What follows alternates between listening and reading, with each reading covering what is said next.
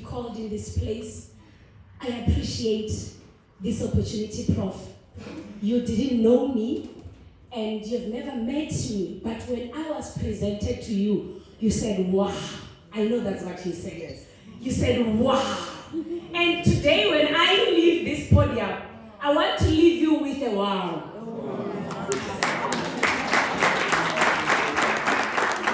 When we were going for lunch, I said to my husband, the popular Ernest is my husband, by the way. So I said to my husband and my best friend Florence, we came through thick and thin together. Thank you for coming here with me, my love.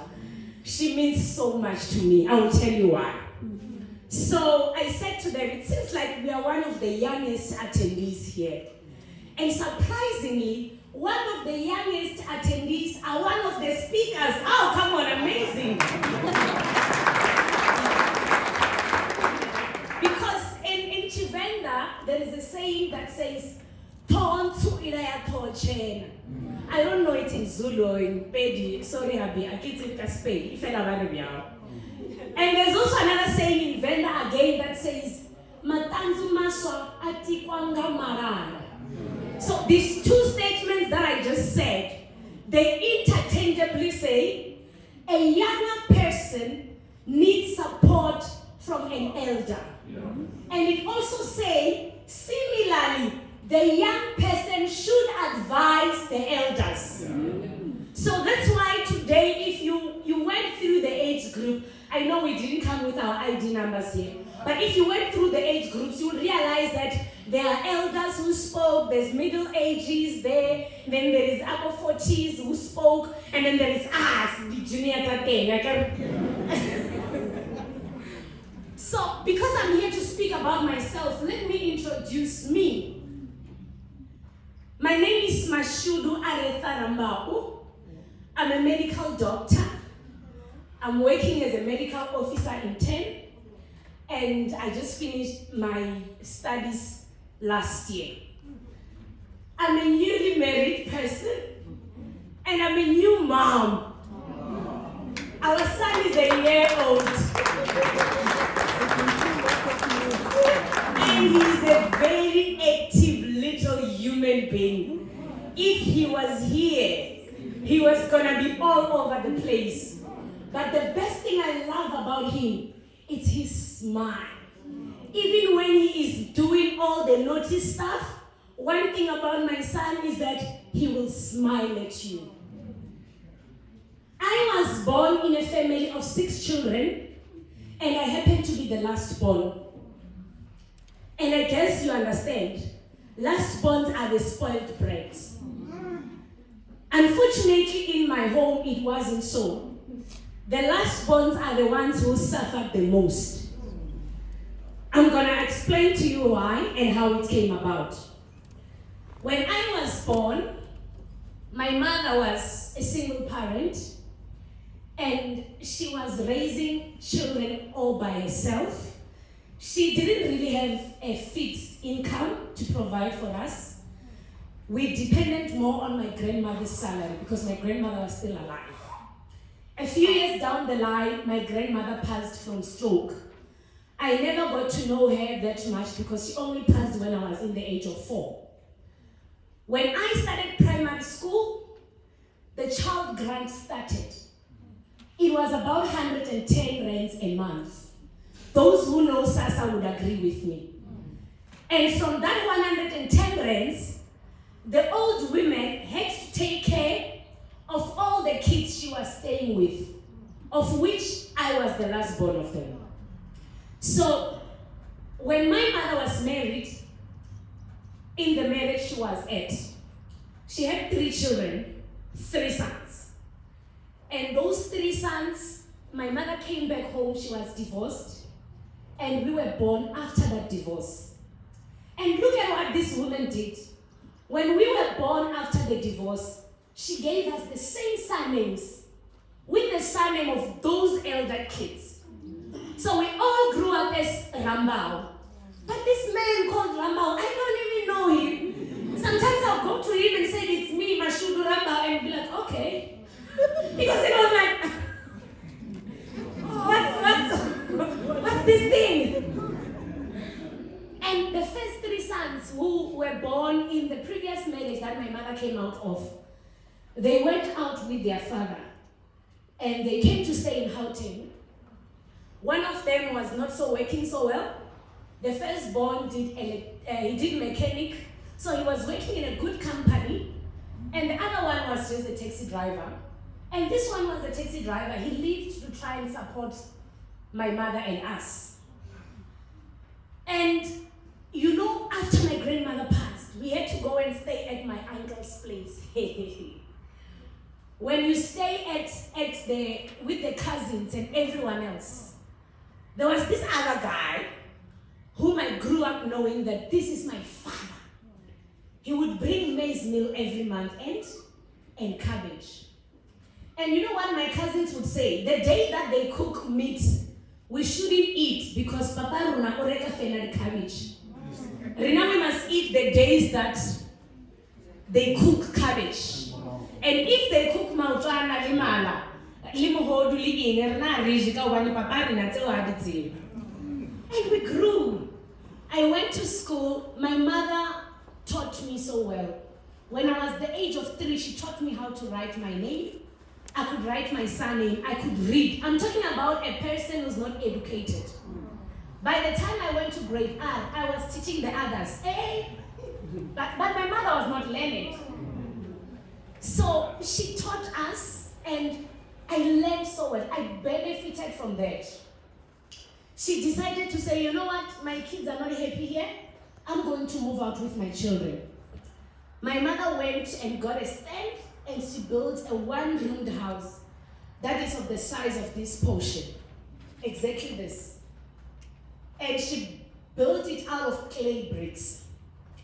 There was a single bed. My mother is quite available.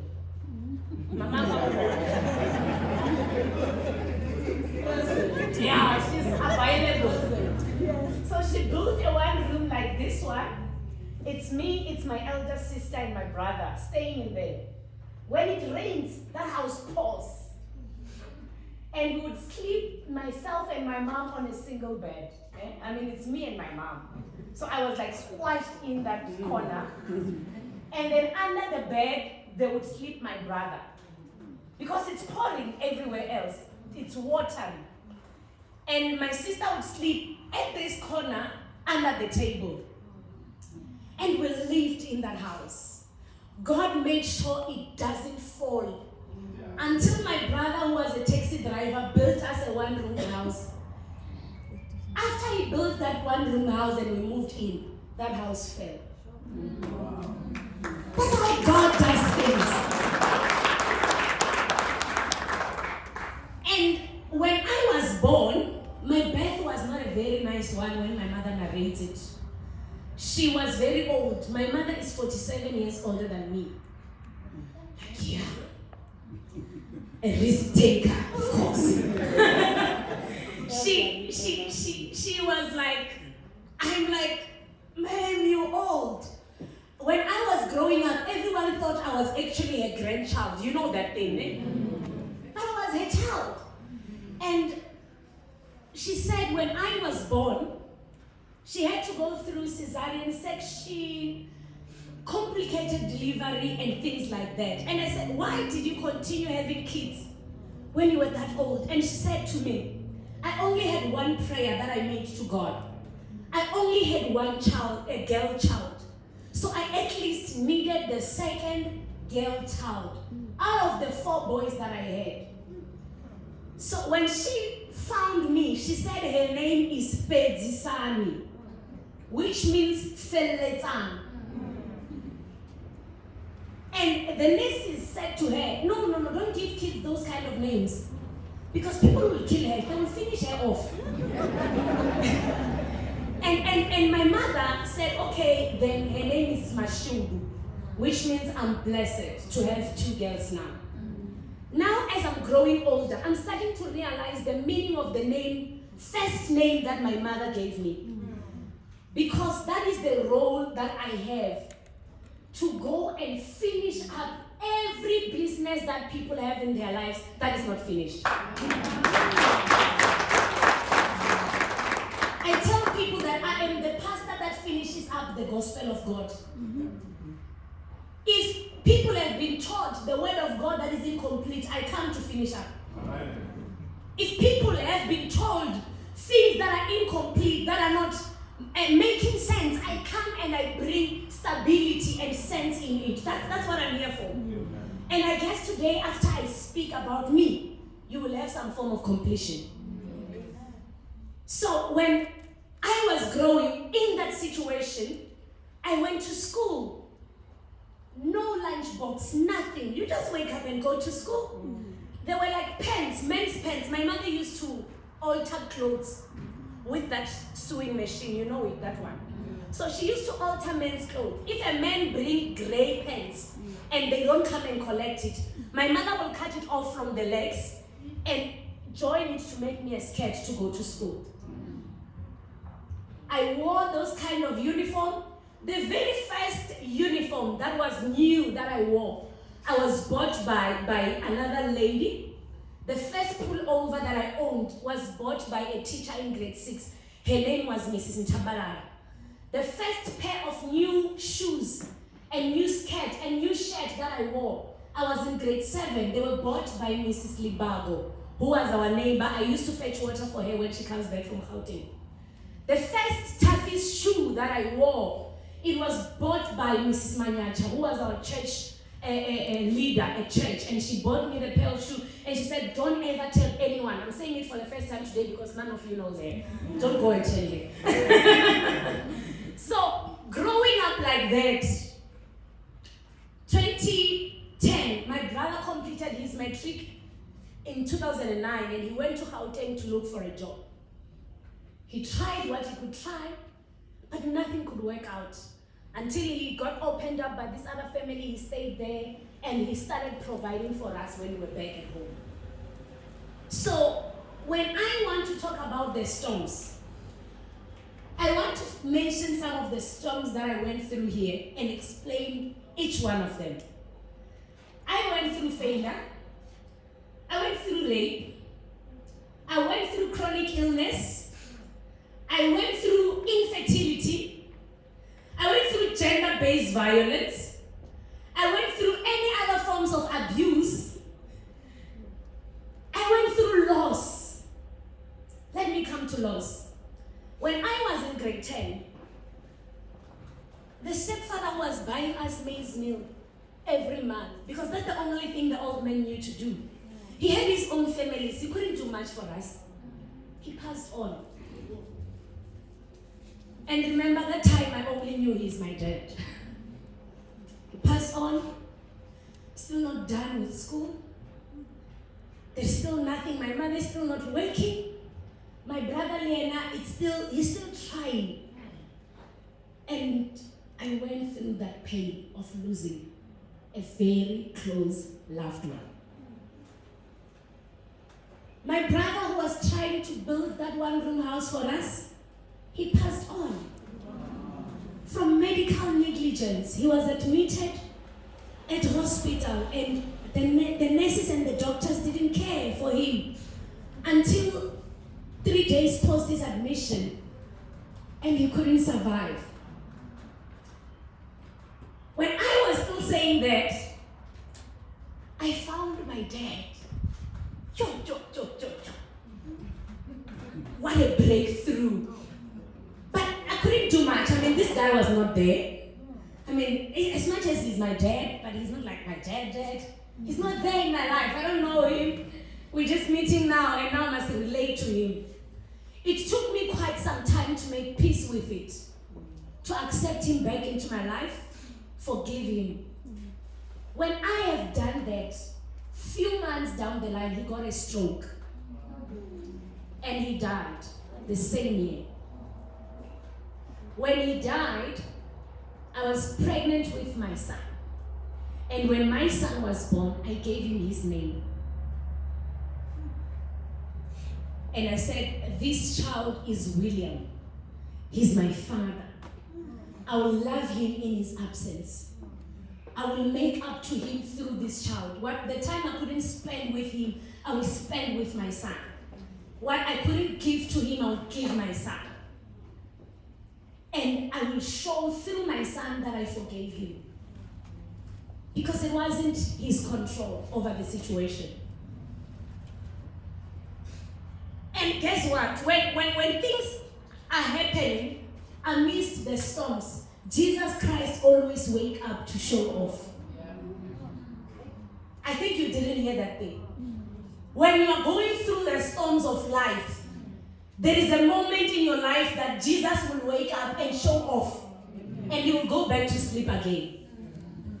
When the disciples were in the boat and the storms crept in, the Bible says Jesus Christ was sleeping in the inner chamber. And they went to Jesus and they say, hey, do we die in your presence? And the Bible says he woke up and he said, oh, you of little faith. And he spoke to the storms and the storms listened to him. And suddenly it was calm. So God calmed my storms. I did my matric with 6 distinctions.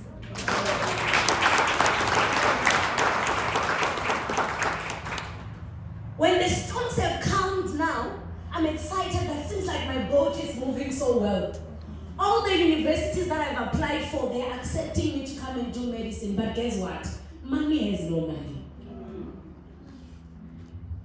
And I had to just, when UCT sending, we have accepted you, you have a 100% funding, you won't pay for fees, you won't pay for this because of your results. I tell my mother, I don't have that money. It's a lot for you to travel from here down to Cape Town. I can't afford it. But UP, we went there and the registration is 8 point something, and my mother was like, I should do it. We went to vets and they're like 11.5. My mom was like, okay, my Sasa cannot go that much. She took her time and go to Elim to look for a place where they can loan her money. And everyone was telling her, you are too old to get a grant, to get a loan. You're not going to get it. Like I'm saying, amidst the storms, God shows up. Those universities called during the first week of January.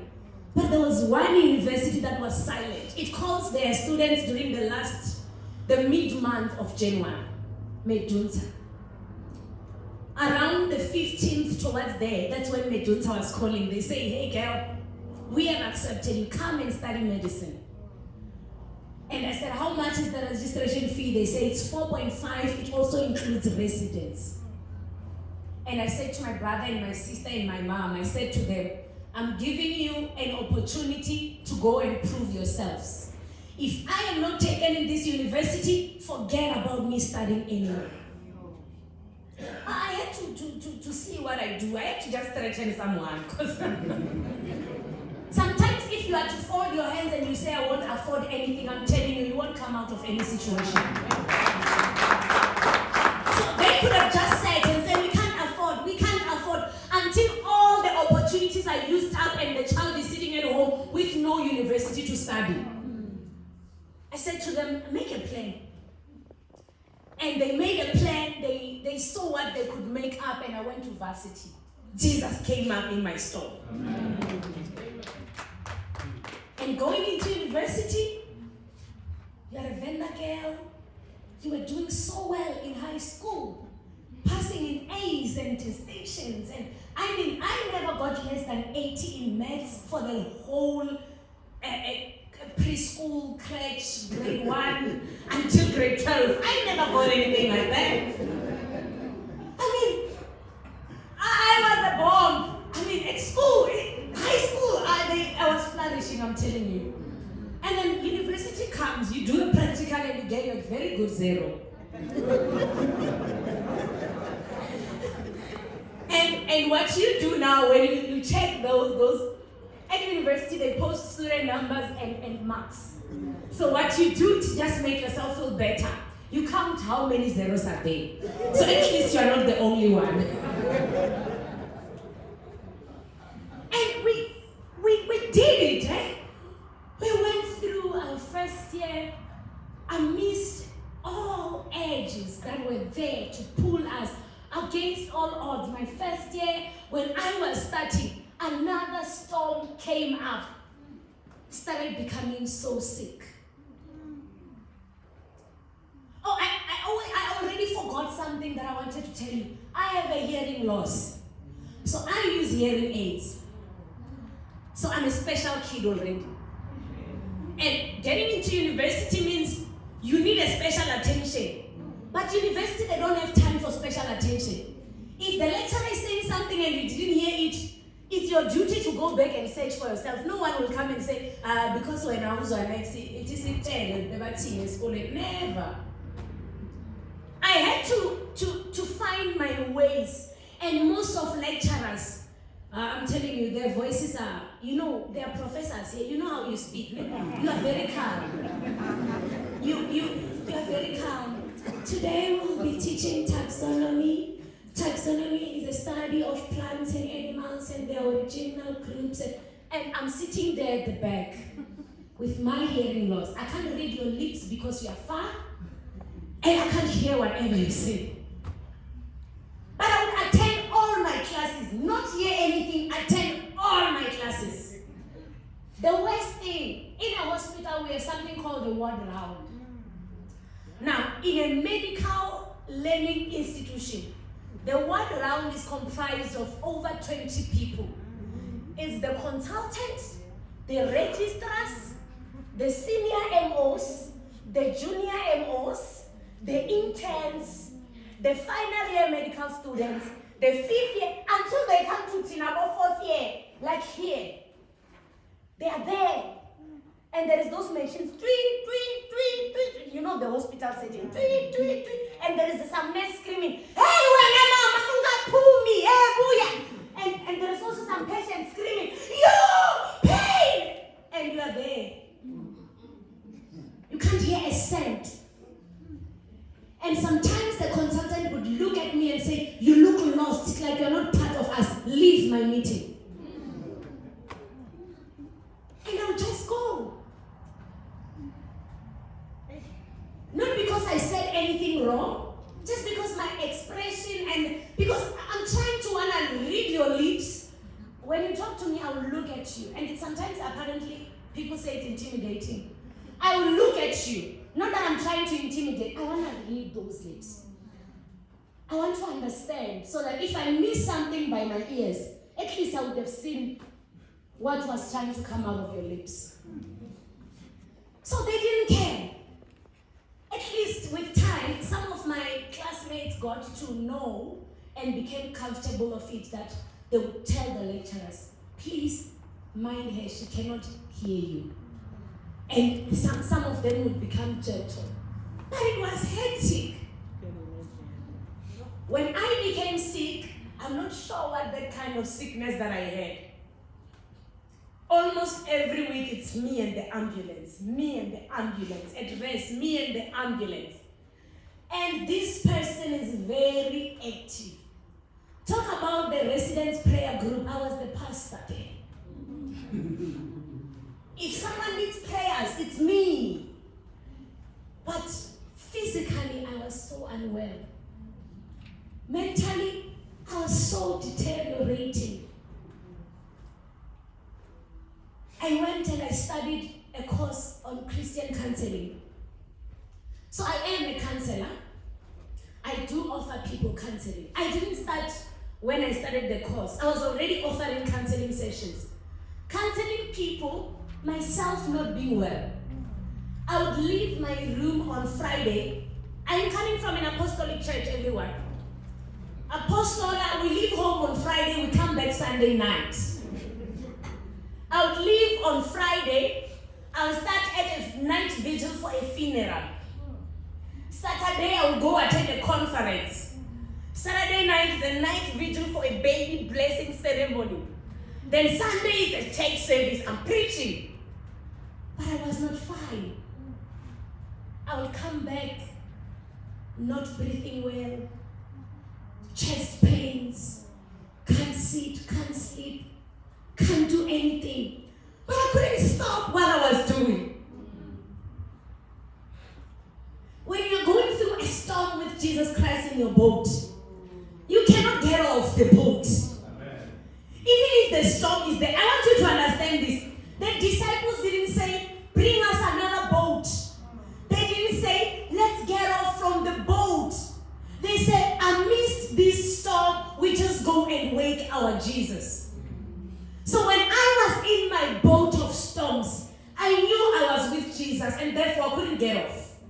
I had to just continue sailing even in the storms. And I knew in my heart that one day Jesus in the storm with me will wake up and calm it. Amen. I got worse. I was diagnosed with MDD, took medication.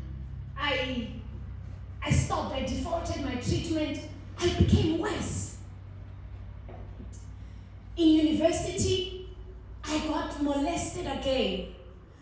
I would not want to go home. When everyone goes home, I would stay in rest. So there was this other guy who was just lingering drunk the other time at races, knocking and opening for girls in the rooms. And I was also there. I didn't want to go home when the school was closed.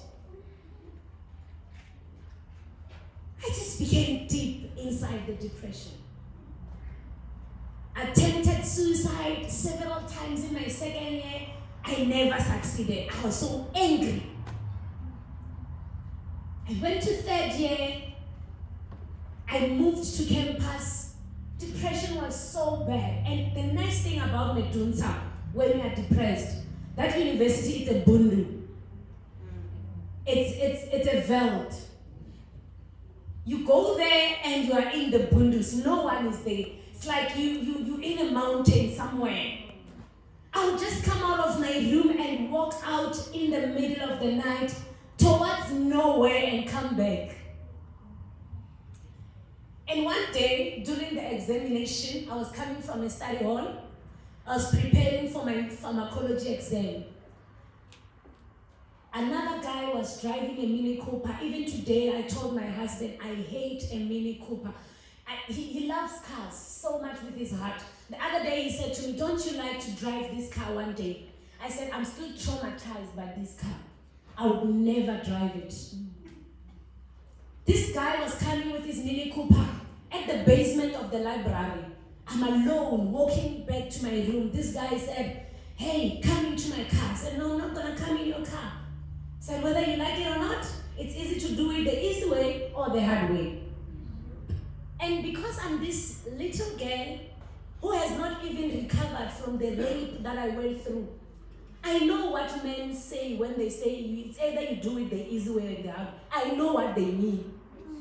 So I didn't want to do it the hard way. I entered into his car. He pulled my seat belt, locked it into his own locker there. And he said, we are going to drive you to rest. Oh, okay, nice. I stay at rest, mang. Okay, fine, let's go. He drove. When we approached my rest, that guy increased the music, increased the speed of the Mini Cooper, and he is smelling alcohol. He's drunk, and he said, I'm going to drive out with you. This guy drove out of campus with me during the exam season. It's at night. He drove R80, struck, went to town with me until we got some place called Wanderboom or something like that. And he stopped in some garage and I'm like, I can get off here. Let me check my waist right. Fortunately enough, I had a friend whom I knew from church who stayed towards that side. I quickly went off with his car and ran to that flat, a friend's flat. Not wearing shoes, my pants were torn because we were fighting in the car. This guy was trying to do what he wanna do, maybe what he's used to doing, and Kanti is coming to a well-experienced girl who knows how they approach. So I wanted to deal with him. I was like, man, I'm tired. You think I'm gonna let you again? After so many times, I'm not gonna let you again.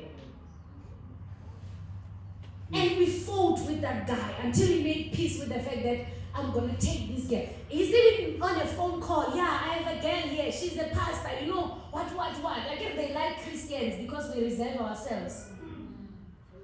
So it was like, my boss will be so excited. He said he's taking me to Springs or somewhere like that, and I'm gonna take care of his child and things like that. He's gonna lock me there.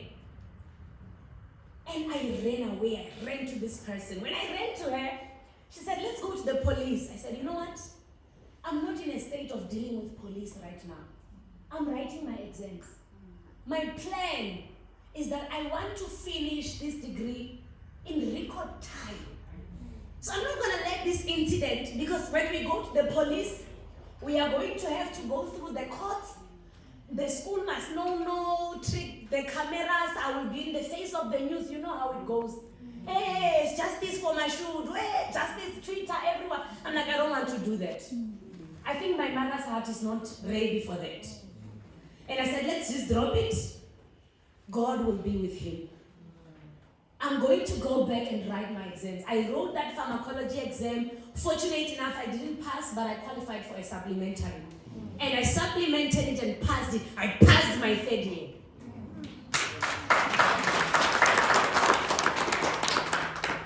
This other time when I was so sick, the doctor said, call your whole family. I called my mother, my brother, and my sister.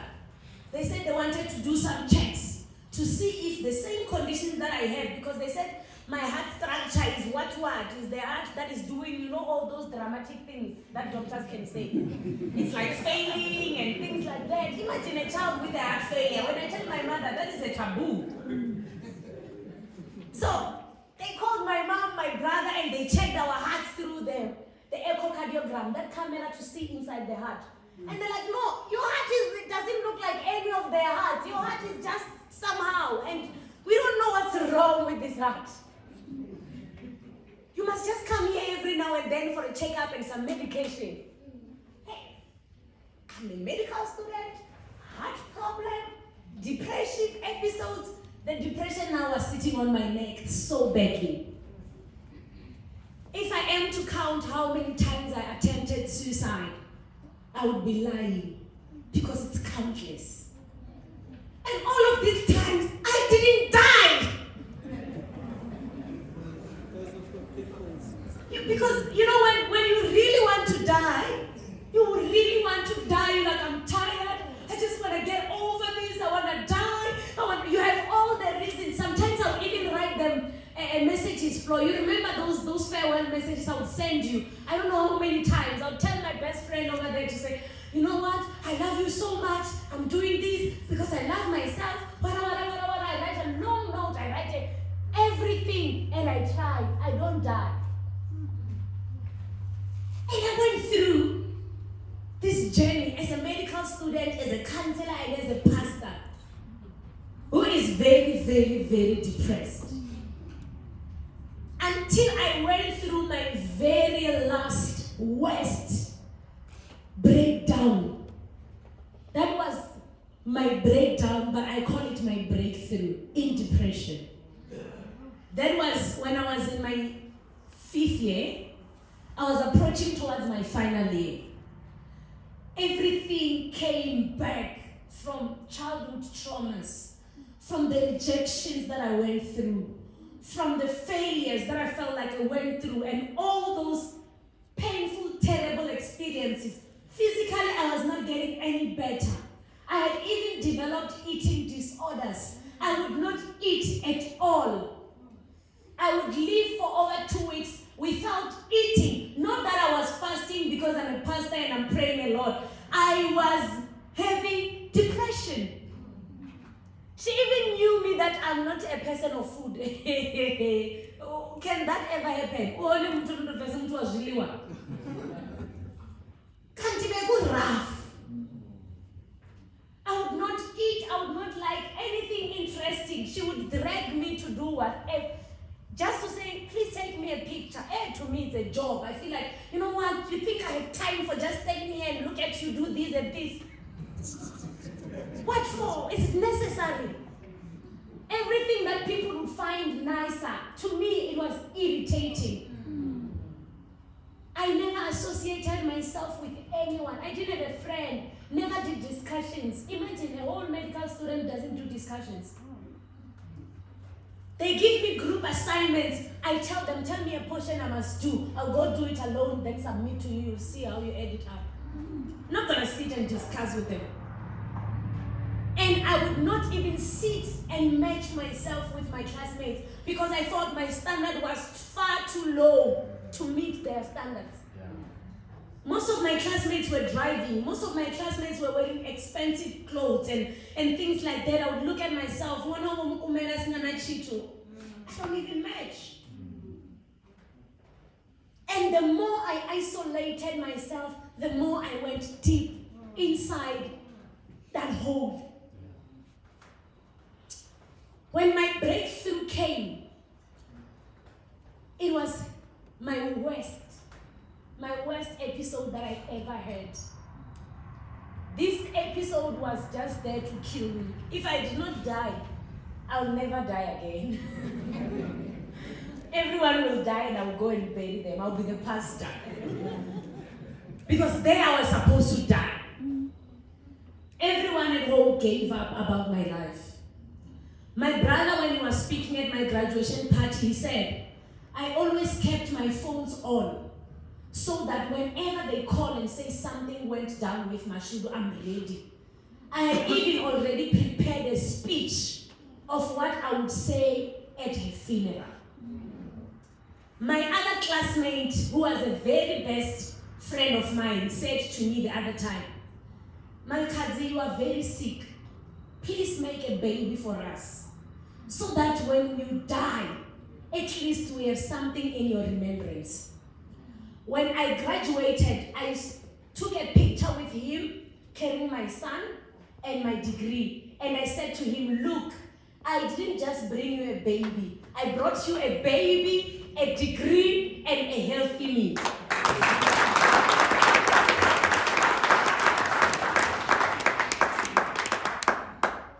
At that time, when I was in my worst, I became psychotic.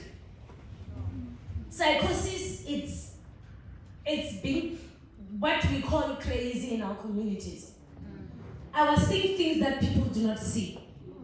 I was hearing voices that people could not hear. My behavior became so messed up. And on top of that, I went through a phase of some memory loss of some kind. I couldn't even recognize my best friend. I didn't even know who I was. At that time, I was organizing to host a women's conference. I have an organization, a women's organization called Women of Vela, that I started in 2018. We organized to host that event, and the event is fast approaching. Flo is asking me, what do we do about the events? I said to her, what event? That's when my friend realized, oh yeah, it's going down. And she had to go to people and say, hey guys, pause a bit. Mashudu is not fine. And I'm glad in my journey, I had the most relevant people throughout my steps of depression.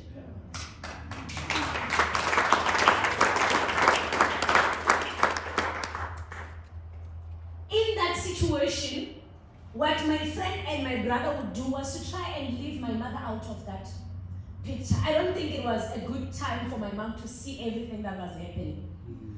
We had to now narrate it to her now when I'm fine. I had lost weight. I wasn't eating. I wasn't coming out of, I would just come, go to attend class, come back, lock myself in, never let anyone in. And at that time, if you give me a message and say, preach about this sermon, I'm gonna preach it like I'm fine.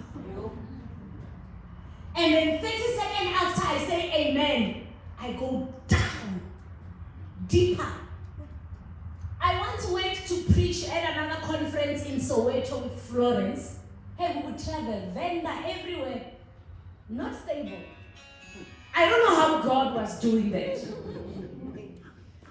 We went to preach in Soweto and I came back to my friend's room in Joburg. And at that time, I would not even tell my family about my whereabouts. Because the plan was, if I disappear or anything, they will not need to worry a lot. To me, it was like I'm leaving them out of my issues. I'm not stressing them out about what I'm going through. That's what depression does. You feel like when you seek for help, you're actually bothering people. So I went to preach a powerful message. I remember I was preaching about the grace of God. I still have that sermon. I was preaching about what the grace of God can do in our lives. After preaching, I came back with Florence and we slept together. When we were sleeping, she's a nurse. So she would wake up at night just to check the pulse. Because the condition that I was at physically, anything could have. She was so scared the whole night that if this one dies on me now, number one, she's not here legally because where she was staying, visitors were not allowed to sleep over. And she put me there. And I'm just not so fine. So when I went through this very severe episode, I was put on antidepressants and sleeping pills. I was on 2 different drugs of antidepressants. I was on amitriptyline to keep me sleeping because I wasn't even sleeping. I would go a week without sleeping. You wake up at 2 a.m., I'm online. You wake up at 3 a.m., I'm there. You post something midnight, I'm the first one to view. So they gave me sleeping pills. I stopped attending, literally stopped attending. And at that time, I was doing a blog called Psychiatry. In my worst depressive episode, I'm doing psychiatry. I came out. God brought people. I was seeing a psychiatrist at Lehigh Hospital. My precious doctor, may God bless him wherever he is. I didn't have a medical aid, but all the time we went for consultations, for follow-ups, for everything. He didn't make us pay even a cent. When I take out money to pay him, he would say to me, "You will use it to buy the medication." And I would not pay. I think I did about 5 or more sessions, and I never paid a single bit. I went to write my psychiatry blog. I didn't attend it. I didn't do any assignments or anything. I was staying at home and with another family because I was not now a risk to myself. I couldn't stay by myself at rest. Everyone was now scared. This one will kill herself, so let's keep her in a close watch. When I went to write my psychiatry exam, I was driven there, dropped there, taken to class to sit and write. They were sure I'm sitting and writing, then they left. I wrote that blog and I passed it. Didn't even repeat it. Didn't even have a redo for that blog. And when I was writing, one of my long questions was about major depressive disorder. Write the DSM-5 criteria. I just looked at myself. When you have a persistent emotion of sadness that even disturbs your daily functioning, lack of sleep, decreased appetite, loss of interest in activities that used to bring you pleasure. I was just singing it.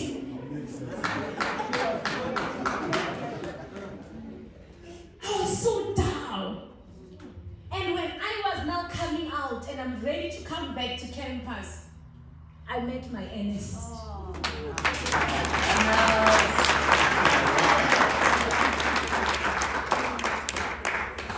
When I met this guy, we're talking about storms.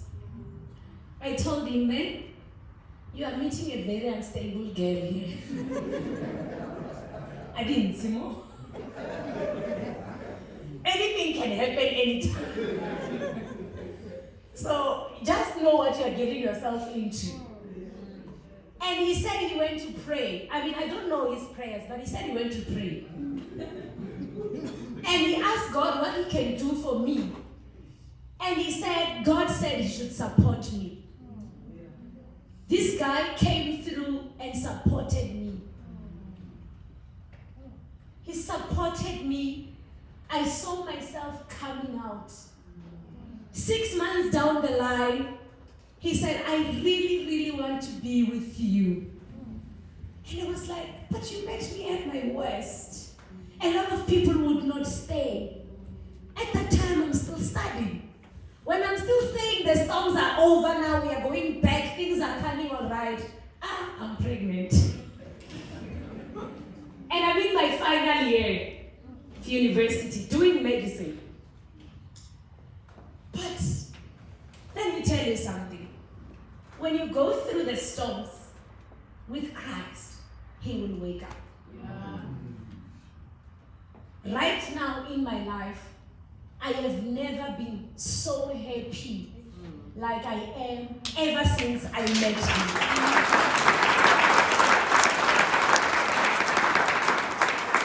All these things that I'm saying of depressive episodes and everything, He doesn't know about them. He could actually say I'm lying because He never encountered them. He knows His happy wife. He knows His happy Mashudu, who was just dramatic because she was pregnant, and then now we have our baby. She is just there, my perfect wife. I wrote my final year pregnant with our son. I delivered during my final year in August. When I gave birth to my son, I was doing my psychiatry block. It's like I have luck with psychiatry. I gave birth on Friday, on the 20th of August, Saturday, Sunday. On Wednesday, I had a presentation. I had to come back to school, fresh from natural vaginal delivery, with some stitches and some pains. I'm telling you, I came back and I did so well that I completed my degree free of antidepressants. The way I sleep now, my husband doesn't understand. I hate being waken up early in the morning. We fight about it all the time. You know why? Because I wasted so many years of not sleeping. Now my sleep is so precious. And when I sleep, it's so peaceful. No nightmares, oh nothing, no lotto numbers. I just sleep. And I sleep so easily to a point that you can be talking to me and I'm sleeping. I don't even need to take any drug to put myself to bed. And I want to share from this life experience that I had, one thing that made me to survive amid the storms of life. Can I just read a scripture? If you allow me. Let's read the book of Jeremiah chapter 17. Verse 7 to 8. Blessed is the man who trusts in the Lord and whose hope is in the Lord. For he shall be like a tree planted by the waters, which spread out its roots by the river and will not fear when heat comes. But its leaves will be green and will not be anxious in the year of drought, nor will cease from yielding fruits. If I am to call my husband there and say, come and help me carry this table, we can carry it from here to there. But if I am to call him to come and carry with me that strong rod, the support structure that is supporting this shade, it will not move no matter how many we can try to carry it. The only difference between this table and that root is that the roots are deep. The only difference between me and other people who never came out of their depression are the roots. The only difference between us who are sitting here and people who are closing themselves inside their rooms and do not want to talk about anything, do not want to talk about anyone, are the roots. The Bible says, blessed is the man who trusts in the Lord, for he shall be like a tree planted by the waters, that its roots goes deep, that no matter what storms come in your life, if you are deeply rooted and your roots go so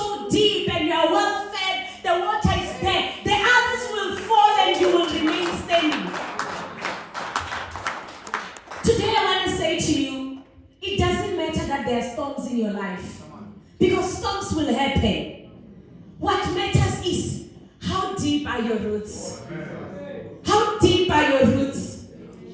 Can they be easily unplugged from the ground like this table? When you read in the book of Matthew, Jesus Christ says, there are people who receive the word of God, and when they leave, they have forgotten about it. And he says, those are like a house that is built on a sand, that when the storms come, that house can just be blown away. And he said, there are people who, if they read my word, they receive my word, they take it and they apply it in their daily life. And he said, those people are like a man who dug deeper, and after digging deeper, he found a rock that is standing firm and built his house on top of that firmly standing rock.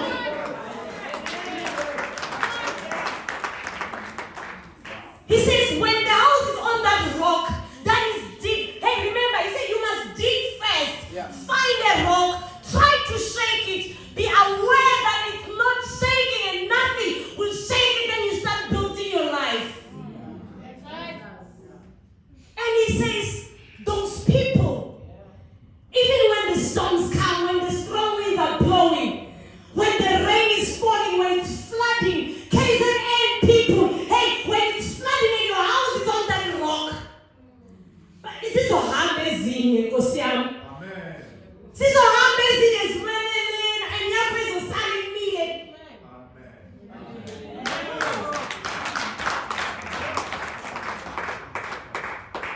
The disciples had Jesus Christ in their midst, yet they still faced storms. Nothing that excludes us from facing the storms of life. Nothing makes us special. I'm not saying the storms of my life are over right now. On top of that, when I was going through my surgery internship, the surgical HOD wrote in my logbook that I'm unreliable, I don't do my work, I never came to work, I have overwhelming personal issues, I have bad attitude. She wrote all those things in my logbook, and I'm telling you, with Jesus, the MOs came strong, and they said, not Dr. Rambau that we know. Amen. The clinical manager stood up and said, not Dr. Rambau that we know. This girl, even our patients loves her. When she comes in the ward and she smiles, everyone brightens up. Even the nurses said, not Dr. Rambau that we know. We call her no matter what time it is, she will come running and say, what is the emergency? Blessed is the man who built a house on a rock. Let's make it a point that when the storms of life find you, let them find you with deeper roots, with roots that will sustain you even if they say there is drought. This scripture says, even when there is drought, that tree is not afraid, it's not anxious, it's not shaken. Some of us, when drought comes, now that the economy has fallen, because we do not have the roots, the salaries are not going up, your things are not changing, they are not waking up, food is expensive and petrol, because our roots were just on the superficial ground. Today, that's what I just wanted to leave you with. It doesn't matter how many storms. It doesn't matter the types of storms. If I am to easily say, there is not really much in life that I can say I didn't go through, I won't be lying. As one of the youngest attendees here, there is not much that I didn't go through at my age. Imagine, at my age, I know to lose a dad. I know to be raped, not once, not twice. I know to be told that you're not capable. I know, because you're a pastor and everyone thinks you're perfect. Even when you're in a situation where you need people will call you and tell you, we don't know what to say to you because you're a pastor. Hey, Mama, tell me you love me. Tell me you care. Tell me I can make it. Tell me I'll be okay. Don't keep quiet.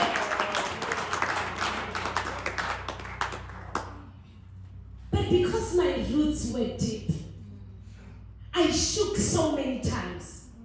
And it's only now when I look back and reflect that, of course, the dosages I was taking, they were not even gonna kill me. They didn't even make me have a running time. I didn't even throw up. That was nothing to kill me. It was just to shake me. And here I am today. I'm standing bold and strong, and I'm saying, amidst it all, you will do it. I'm currently registered. I'm doing my second year in Bachelor of Theology. I've completed my medicine, and I'm still going to study further. I will not stop until I'm called a professor. With my hearing loss, I want to tell people who are disabled that you can make it.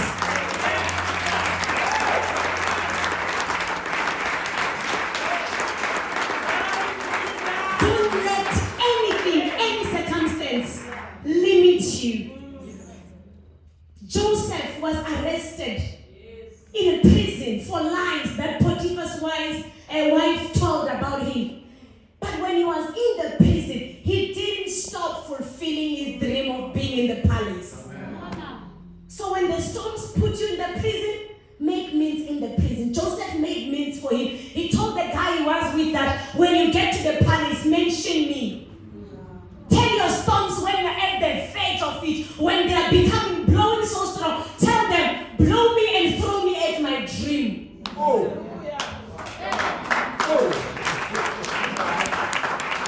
Because that's where God wants us.